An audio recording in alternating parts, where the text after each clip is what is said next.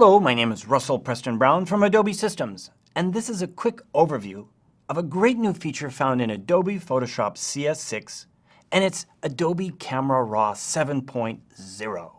It's a great new upgrade to the Adobe Camera Raw feature set. Casting our eye over here to my screen, you can see that I've got a fairly dark image, and I want to go through what has just happened. What has just changed? The world has changed.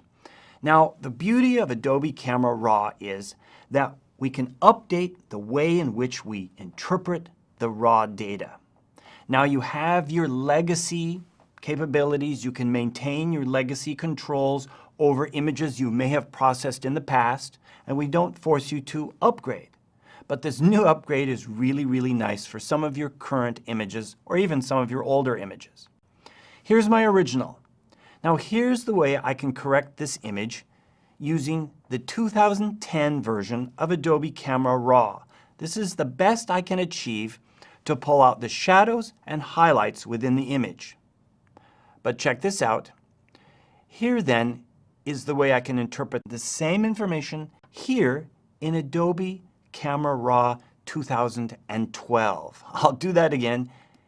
Before 2010 and 2012.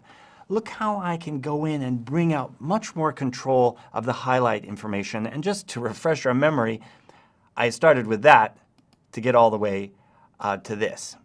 Really amazing. Here's another example. Here's a shot inside of a church, darker regions, some highlights up above.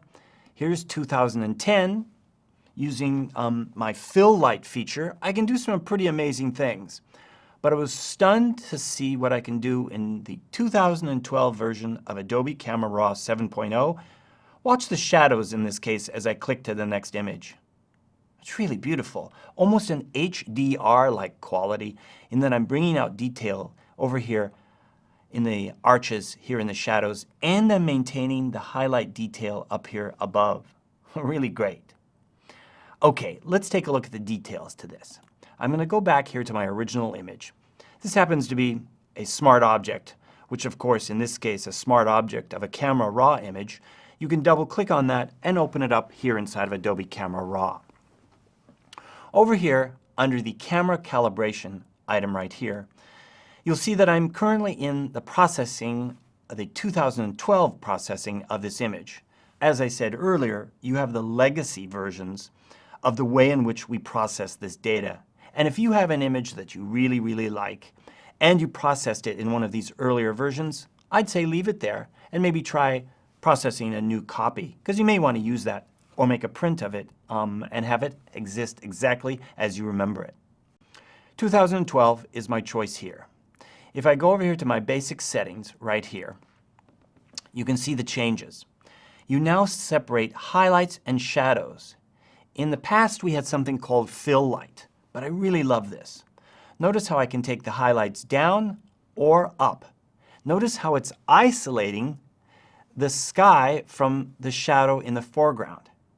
Bring my highlights down, bring my shadows up. It's just really, really nice. The ability to split those two and separate them. Let's bring up our clarity a bit, because that's also going to bring up my overall lightness. And then down here, a little bit of vibrance, just because it needed a little bit more color, just like that. Now basically what I like to do is start by maybe increasing the exposure. Now I must admit this particular image was extremely underexposed, and I find the best images that work well with the light and dark is a medium exposure, not too bright, not too dark, that you start with as your beginning point to create a really nice, dramatic, full range of shades.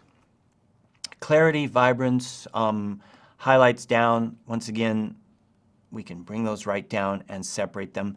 And the beauty of this is, as I'm working with clarity and the brightness, the highlights and the shadows, I don't see a lot of haloing, which I might normally expect to see. So we've controlled the amount of halo that appears within your image.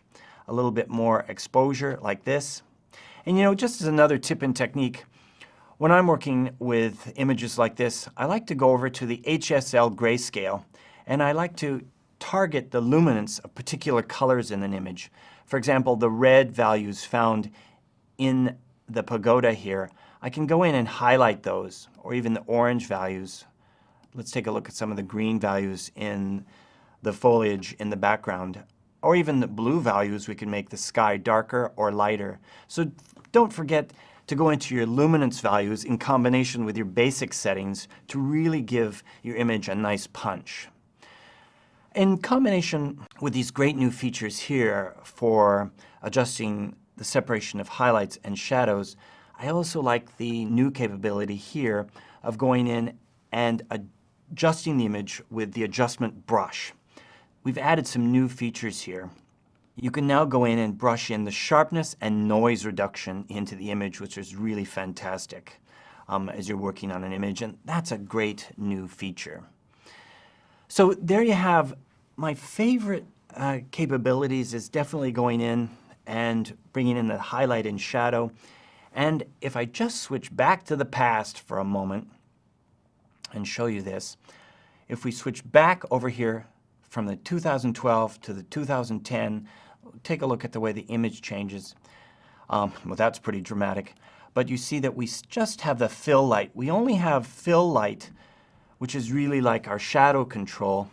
But notice in the past, we started with 0 on the left and 100 on the right. And in the future, in 2012 here, all of our settings start here at the 0 point in the middle, and you have negative values and positive values, which I really love. It gives me the full range of control. Let's click OK. So there you have it. Some great new additions to Adobe Camera Raw found here inside of Adobe Photoshop CS6. Give them a try.